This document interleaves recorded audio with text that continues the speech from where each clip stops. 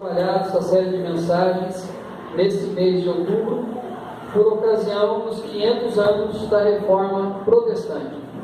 Quando no século XVI, a partir de Martinho Lutero, nós vimos a semana passada, outros reformadores deram início, e aí então, chegando no Martinho Lutero, houve a reforma da igreja, e a igreja voltou-se às Sagradas Escrituras. Isso nós ouvimos na semana passada. E hoje a segunda mensagem dessa série, Fé Reformada, Vidas Transformadas. Ontem nós vimos aqui o filme Lutero, mas como nem todos vieram, eu vou passar um trecho do filme para que você possa entender o que nós iremos conversar hoje. Enfrenta um grande medo de um Deus que ele entendia ser um Deus que procurava homens e mulheres com única intenção de condená-los ao fogo eterno, de puni-los.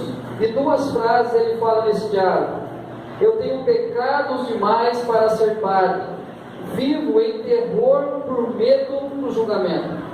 O grande pavor do coração de Lutero é exatamente o juízo divino sobre a sua vida. E a outra frase: eu quero um Deus misericordioso, a quem eu possa amar. Talvez no nosso contexto seria um pouco claro demais a gente pensar nesse Deus que nos ama, esse Deus que é misericordioso, esse Deus que escolheu nos amar em Cristo e fazer com que nós possamos nos relacionar com Ele. Mas no contexto de Lutero, o grande fato era que a mensagem da graça de Deus estava escondida. Falar de um Deus gracioso, falar de um Deus amoroso, de um Deus próximo, não era uma realidade no período de Lutero. Por quê? Porque a igreja tinha suas razões para ocultar a mensagem da graça. A igreja tinha suas motivações para tentar fazer com que todo mundo não pensasse em um Deus gracioso. E a primeira razão, o poder. A igreja como autoridade máxima. Autoridade na fé, autoridade na ciência, autoridade na sociedade. Então, para que a igreja mantivesse essa autoridade, esse poder, ela escondia a mensagem da graça. Ganância, a igreja e a sua riqueza, o desejo de conquistar mais e mais riquezas e a ostentação, a igreja e a construção da Basílica de São Pedro.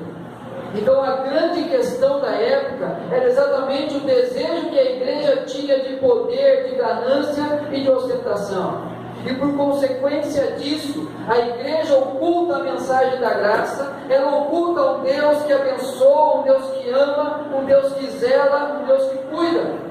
Como o próprio Lutero grita, clamando, dizendo: eu quero um Deus a quem eu possa amar. E aí então era o clamor de toda a igreja, era o clamor de todas as pessoas no seu tempo.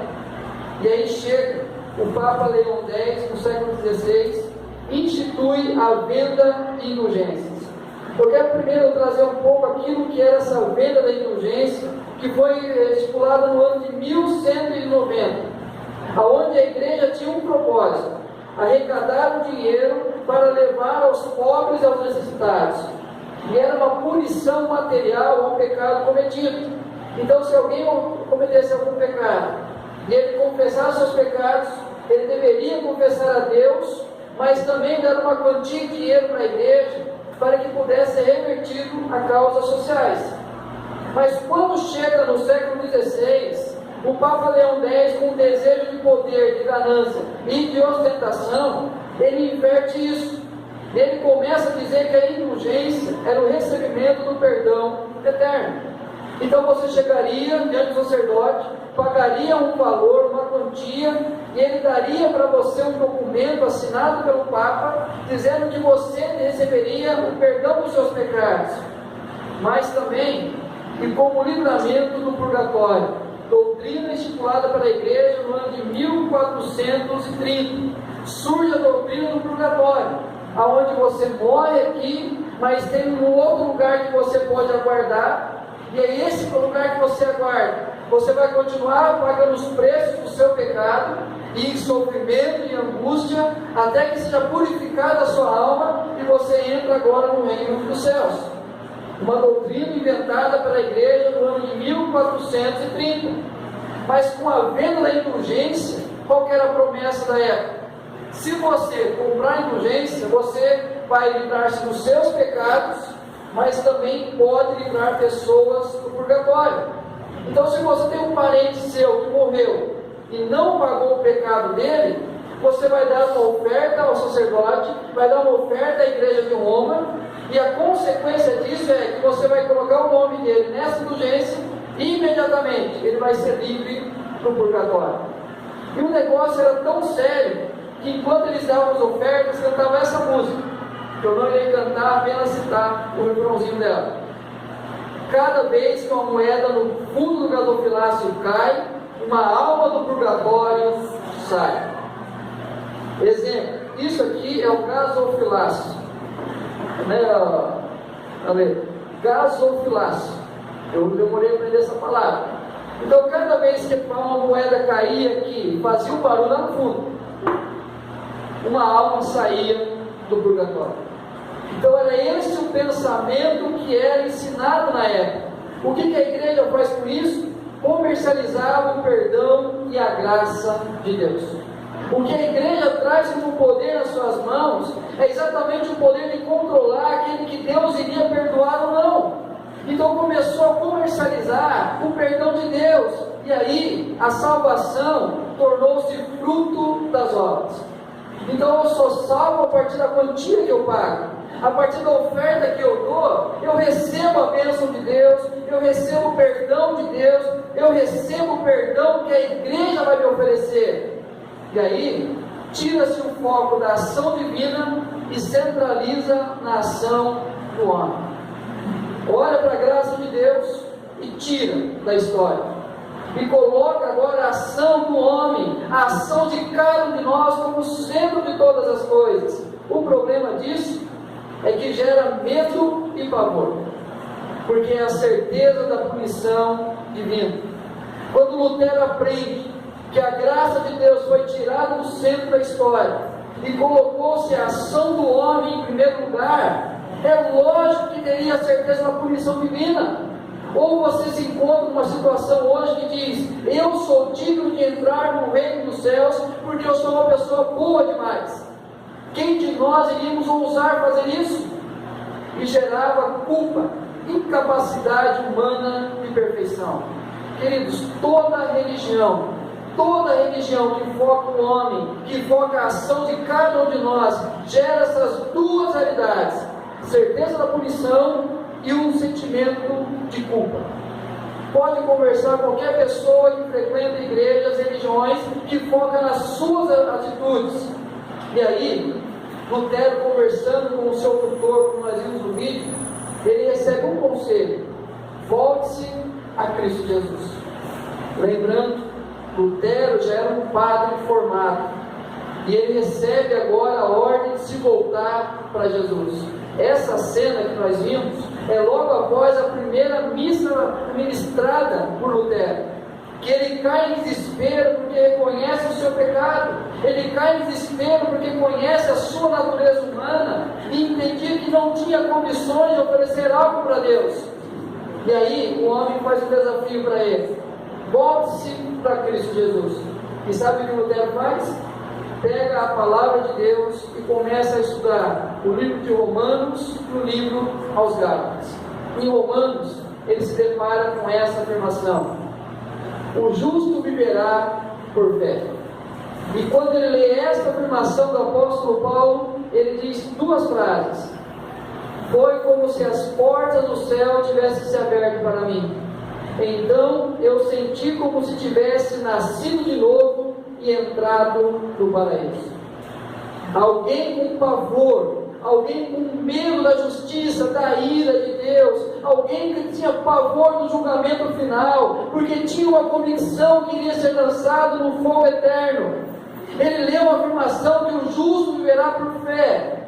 A afirmação seguinte que ele faz é: foi como eu tivesse entrado, as portas do céu se escancararam para mim e eu pude entrar na presença do Deus eterno. E o que Lutero faz? Vai para Wittenberg e começa a pregar essa mensagem.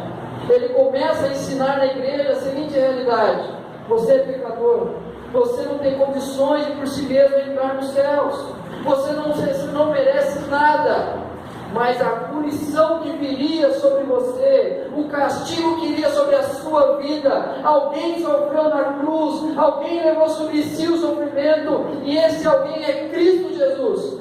Logo, se aquilo que você fez era digno de punição, mas alguém pagou essa punição, hoje você tem liberdade para receber o perdão de Deus por meio de Cristo Jesus.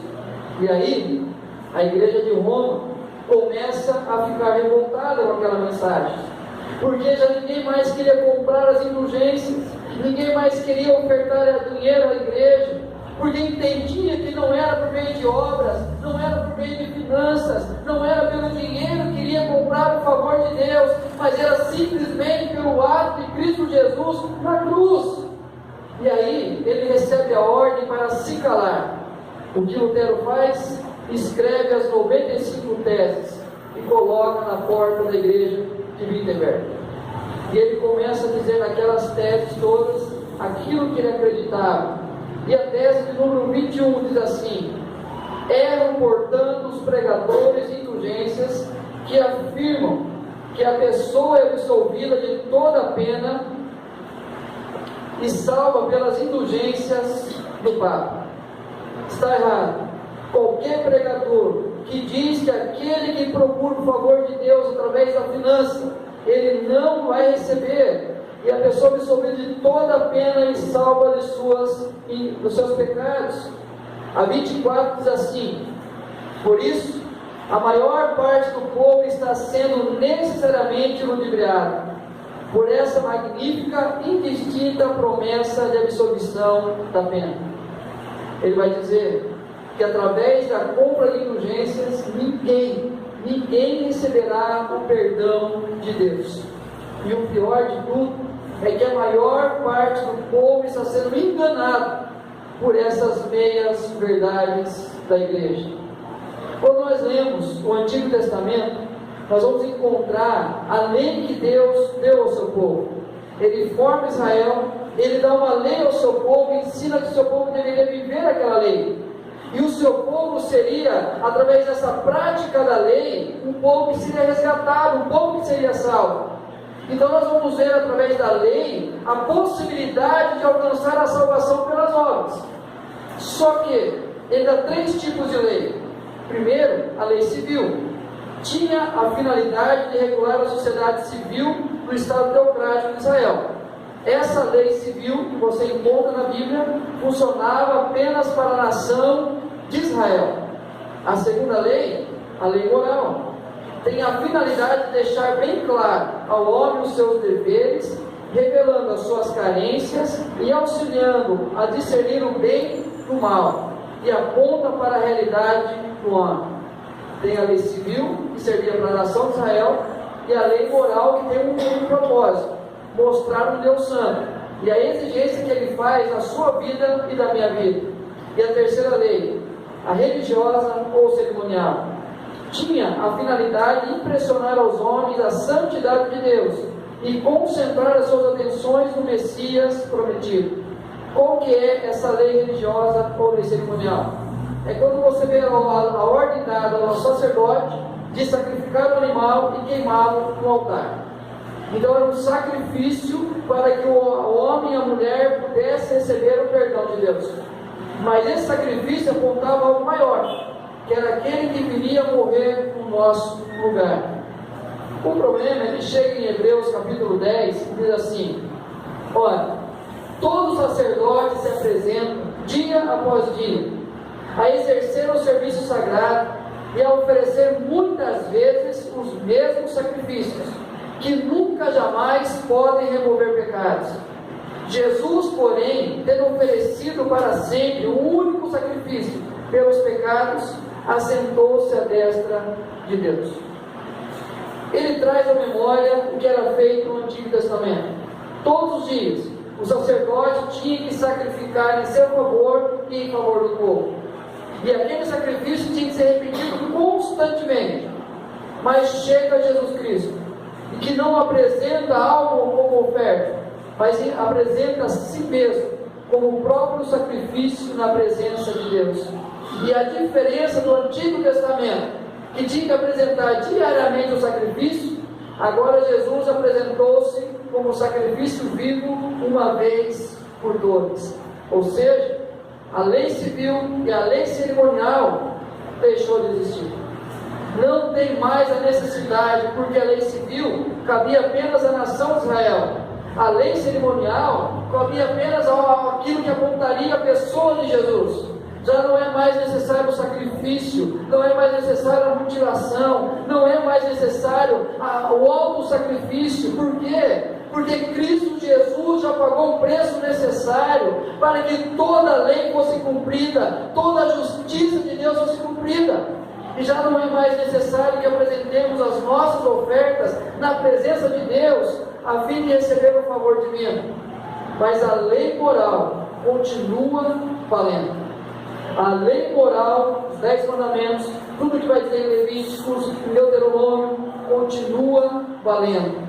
E essa lei moral, quando nós vemos a Confissão de Fé de Westminster, diz o seguinte: a lei moral é utilidade a todos os homens, para os instruir sobre a natureza e a vontade de Deus, e sobre os seus deveres para com Ele, obrigando-os a andar conforme a essa vontade, para os convencer que são incapazes de guardar de todo estado corrompido e pecaminoso da sua natureza, corações e vidas, para os humilhar, fazendo sentir o seu pecado e miséria, e assim ajudando-os a ver melhor como precisam de Cristo e da perfeição da sua obediência. Sabe por que existe a lei moral na Bíblia? E é levada até hoje? Para mostrar a você e a mim a nossa incapacidade de vivermos segundo a vontade de Deus. A incapacidade nossa de agradarmos a Deus através dos nossos atos, das nossas escolhas, dos nossos pensamentos, dos nossos sentimentos. Por mais boas que sejam as nossas ações, não chegaremos aos pés da santidade de Deus.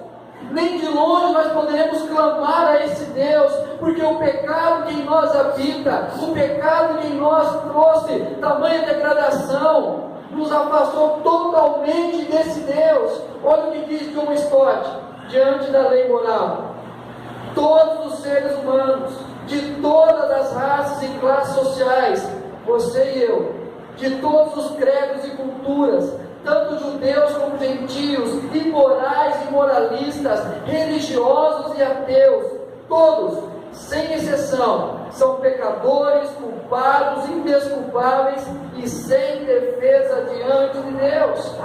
Você se acha uma pessoa correta? Você se acha uma pessoa moralmente feliz, moralmente correta, moralmente respeitada? Você se acha uma pessoa religiosa, alguém que cumpre os mandamentos, as ordens da sua religião? De nada vale isso. Não tem importância nenhuma isso. Porque nós não somos salvos pelas nossas obras, porque todas as nossas obras são manchadas pelo pecado. E ele vai concluir da seguinte maneira: sem um raiozinho de luz, nenhuma fagulha de esperança, sem a mínima perspectiva de socorro. Essa é a realidade de todo ser humano. É essa a nossa realidade diante de um Deus Criador, um Deus Santo, um Deus perfeito. É aquilo que nós falamos tanto no mês passado, falei um pouco no domingo passado, sobre o que tem se feito na sociedade. Os pensadores da nossa sociedade, homens e mulheres que influenciam a nossa sociedade, estão defendendo atos pornográficos com crianças, estão defendendo a tese que você não precisa chamar o seu filho de filho ou filha, porque quando ele crescer ele vai escolher o que ele quer ser. As influências são essas, porque essa é a realidade de todo ser humano, sem a graça, sem o perdão, sem a ação de Deus, sem uma esperança, sem uma fagulha de esperança, sem a mínima perspectiva de socorro. Mas Lutero vai dizer o seguinte: a lei revela que nós somos doentes, mas o Evangelho oferece a medicação correta para nos tirar essa enfermidade. O que a lei, nós encontramos na lei moral de Deus, e quando você vai lendo aquilo que Deus espera de você e de mim, nós vamos perceber o quão doente nós somos e o quão longe nós estamos daquilo que Deus quer de nós, daquilo que Deus espera de nós. Mas quando nós entendemos essa mensagem da lei, nós somos direcionados à mensagem do Evangelho. Eu quero convidar você a abrir no livro de Efésios, capítulo 2, versículo 1 ao versículo 10, aonde o apóstolo Paulo vai trabalhar esta realidade da nossa condição diante da lei de Deus e a nossa nova condição diante da graça de Deus.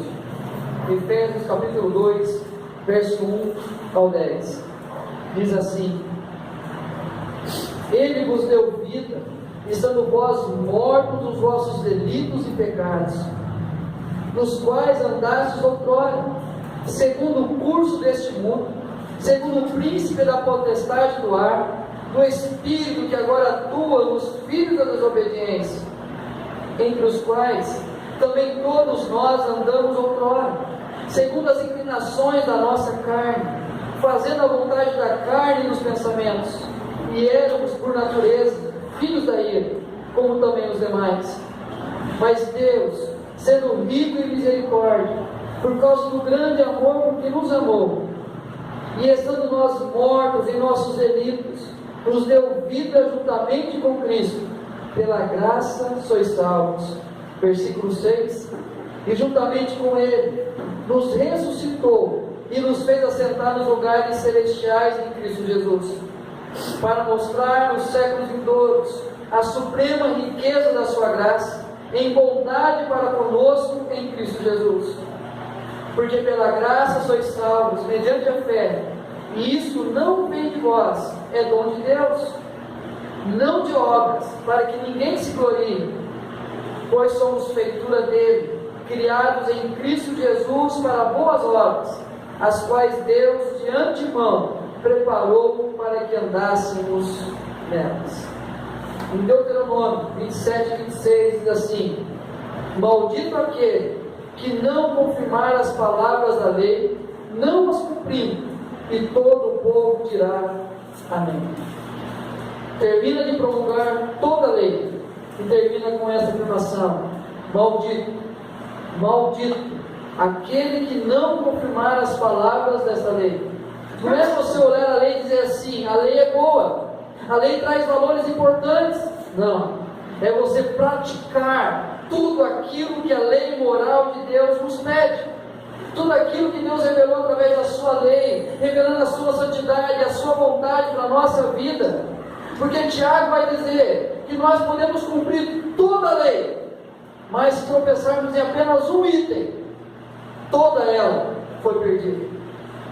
É aquele dia que você tem de bons atos, você ajudou pessoas, você demonstrou cuidado, amor, zelo para com as outras pessoas, você fez o melhor que podia naquele dia, mas faltando 30 segundos para meia-noite, você faz um ato desagradável, você comete uma falha, e aí você vai perceber que todo o seu dia foi perdido.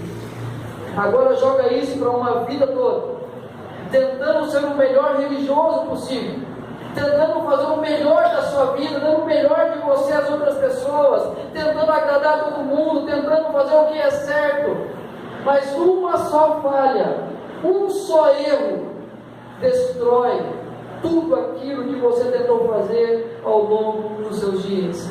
E Paulo vai dizer: estando vós mortos nos vossos delitos e pecados. Delitos: qualquer ato que constitua uma infração às leis estabelecidas. Somos mortos nos nossos delitos.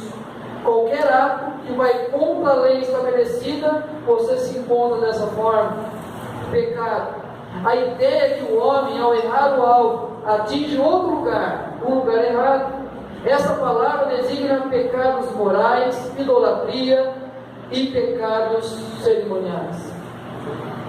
A nossa condição diante de Deus, naquele tempo, estava sem Cristo, separados da comunidade de Israel e estranhos às alianças da promessa, e não tendo esperança e sem Deus no mundo. Não tendo esperança e sem Deus no mundo. E outras afirmações de Paulo ao longo da carta aos Efésios: mortos em delitos e pecados, andantes perdidos, segundo o curso deste mundo. E a palavra mundo aqui significa sistema de coisas ou governo, aquilo que a sociedade faz. Fazemos a vontade da carne e dos pensamentos. Carne, aqui denota o ser moral do homem dominado pelo pecado. E somos, por natureza, filhos da ira de Deus. Essa é a realidade nossa. É essa nossa realidade diante da lei instituída por Deus. Filhos da ira. Por quê? Porque Deus promulgou essa lei. E aí nós temos que cumprir essa lei. E nessa lei diz que aquele que pecou certamente morrerá, porque essa é a justiça de Deus. E a ira de Deus está sobre aquele a que vai contra a sua lei, vai contra a sua vontade. E nós estamos desta maneira diante da presença de Deus. Certa vez, Jesus conversa com um homem que nós conhecemos apenas como jovem rico. E esse jovem rico se aproxima de Jesus com uma seguinte pergunta: mestre, bom mestre, o que eu faço para herdar a vida eterna? Aí Jesus pergunta para ele: você conhece os mandamentos? E aí ele pergunta para Jesus: quais? Amarás o teu pai, amarás o teu próximo. E começa a dizer aquilo que a lei moral pede. Aí ele se coloca na posição: isso tudo eu tenho cumprido desde a minha infância. Eu sou uma pessoa boa demais. E ele já começa a conversa com o mestre, esperando uma resposta semelhante de Jesus. E ele começa a dizer: eu cumpro toda a lei. Aí Jesus diz para ele assim: faz o seguinte então, vende tudo que você tem, distribua aos pobres, depois me segue. O que aquele jovem faz?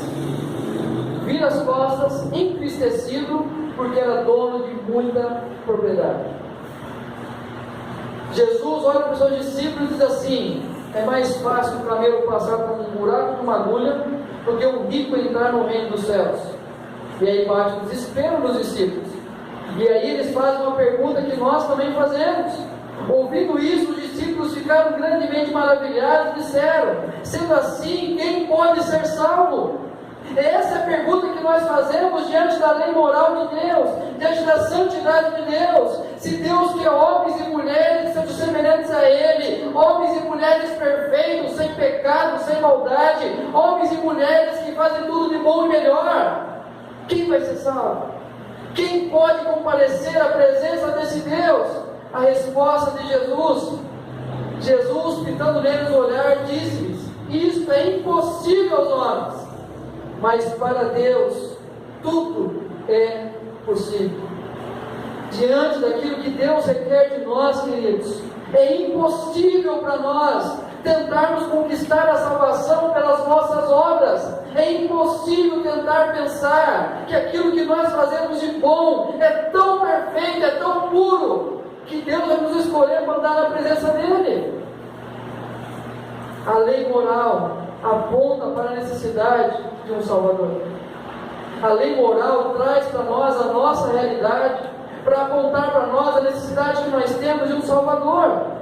E Paulo vai dizer aos Gálatas: de maneira que a lei nos serviu de aio para nos conduzir a Cristo, a fim de que fôssemos justificados por fé. Aio. O que é aio? Na época, Roma domina sobre os demais povos.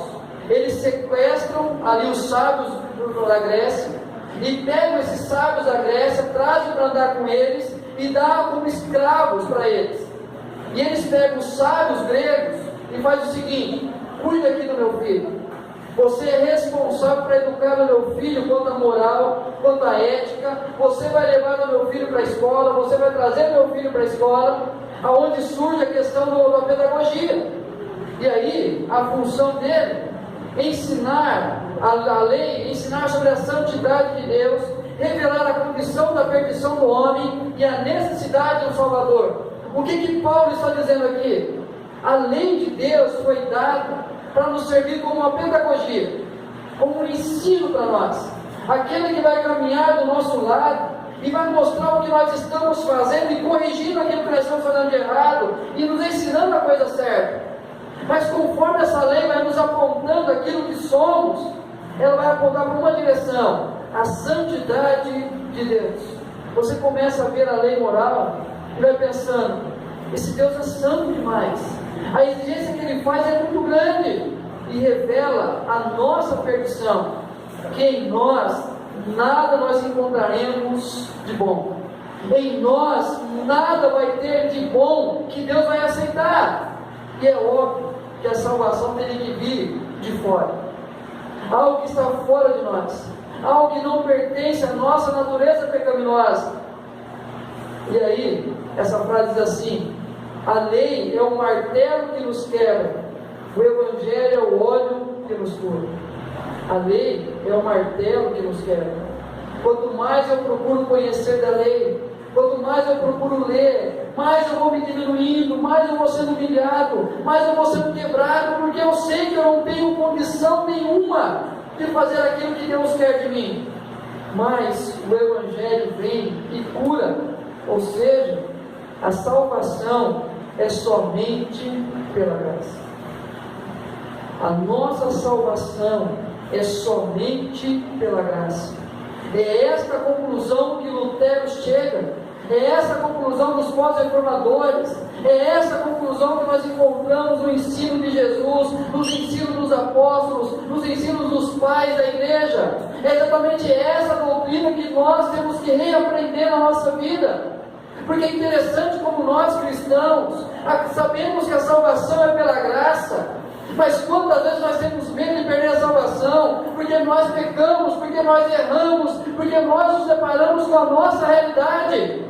E aquela velha musiquinha infantil: se o seu coração parar de bater agora, e se você for embora, para onde você vai? E aí nós temos o costume de olhar a nossa prática diária e olhar assim: não, se Jesus voltar agora, eu acabei de pecar, eu estou morto, eu vou para o inferno. Mas não são pelas nossas obras, não é pela minha atitude, não é pela minha escolha, mas é somente pela graça de Deus que você e eu somos salvos. E quando nós entendemos que é somente pela graça, a resposta divina à incapacidade humana, somente pela graça é a resposta divina à incapacidade humana. Primeiro, mostra a intervenção divina na história de homens pecadores. E aí Paulo vai dizer: mas Deus, sendo rico em misericórdia, por causa do grande amor com que nos amou, e estando nós mortos em nossos delitos, nos deu vida juntamente com Cristo. Pela graça sois salvos. Queridos, essa graça que vem da parte de Deus intervém na história de homens e mulheres pecadores desta maneira. Mas Deus, sendo rico em misericórdia, Ele nos amou, Ele veio até nós e pela graça nos salvou. E talvez você vai dizer assim: ah, pastor, mas Ele vai salvar aqueles que mostrarem bondade na presença dEle, aqueles que fizerem um ato de bondade. Deus vai olhar para eles e falar assim: opa, você é uma pessoa boa, vem andar comigo.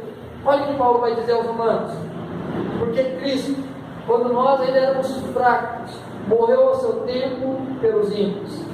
Ele vai continuar dizendo: mas Deus prova o seu próprio amor para conosco, pelo fato de ter Cristo morrido por nós, sendo nós ainda pecadores, transgressores da lei de Deus. Quando nós olhamos a graça de Deus, é exatamente isso, a intervenção divina na história de homens pecadores. É somente pela graça, porque Deus agiu na história, Deus em Cristo entrou na história e reaproximou cada um de nós através da graça de Deus, porque Ele escolheu nos amar. Não fomos nós que inventamos uma religião, não fomos nós que inventamos um meio para chegar até Deus, mas Deus em Cristo escolheu nos amar e entrou na história, e entrou na sua e na minha história.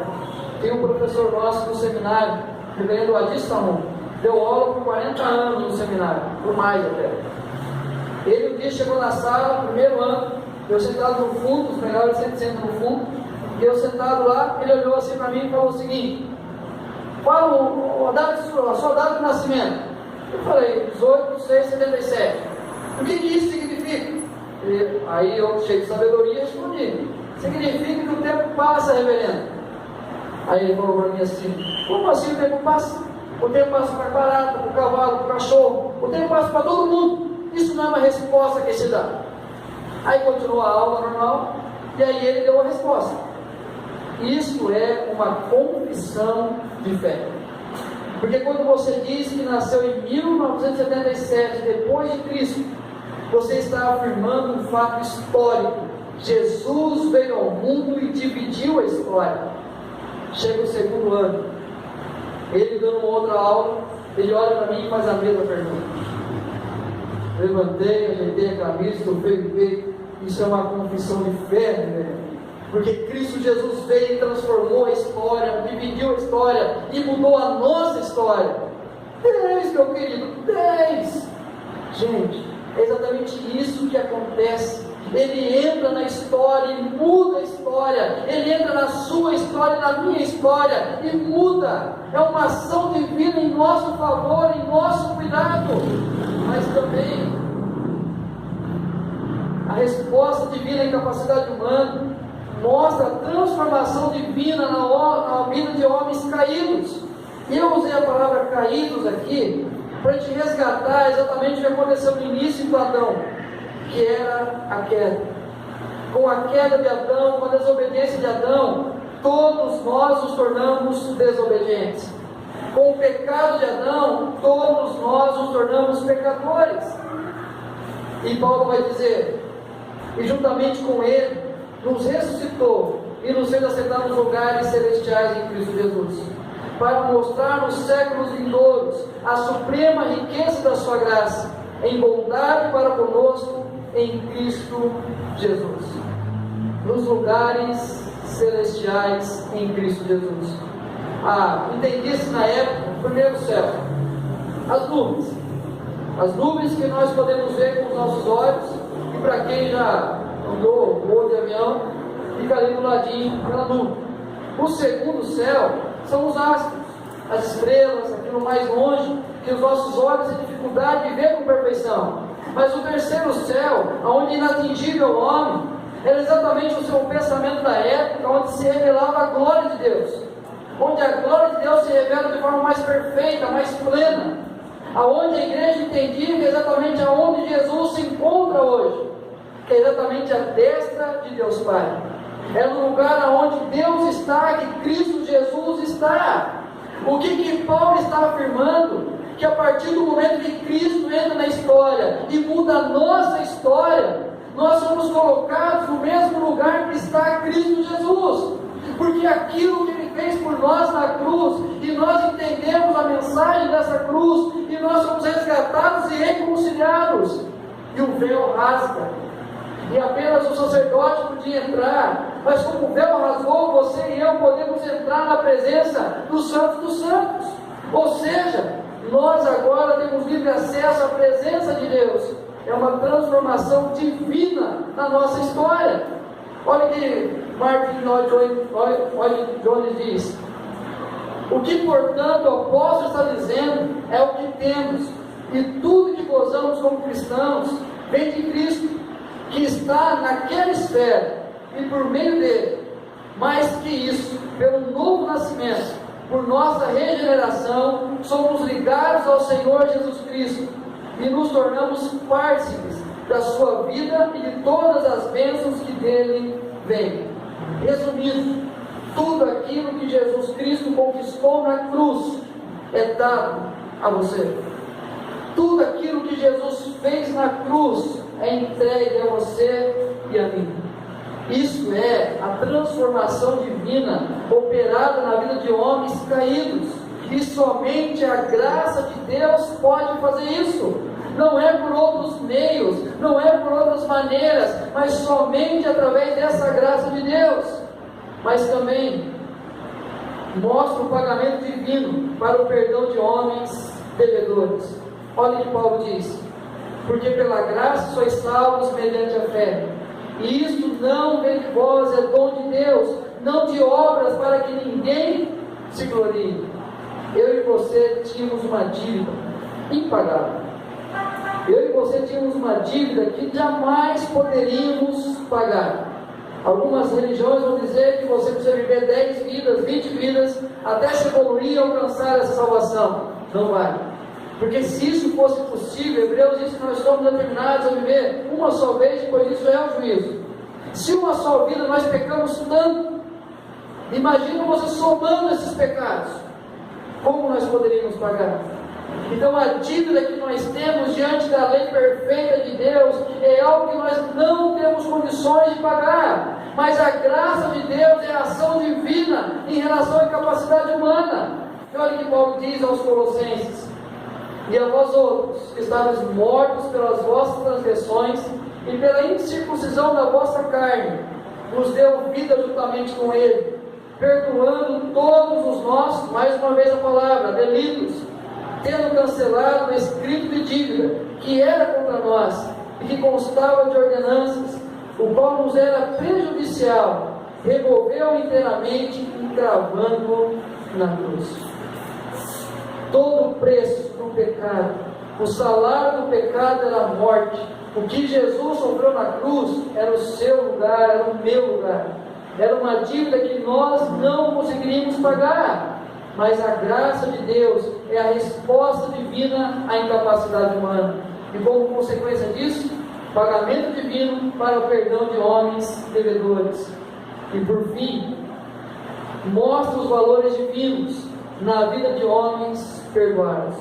Agora, esta graça age de uma forma diferente na nossa vida.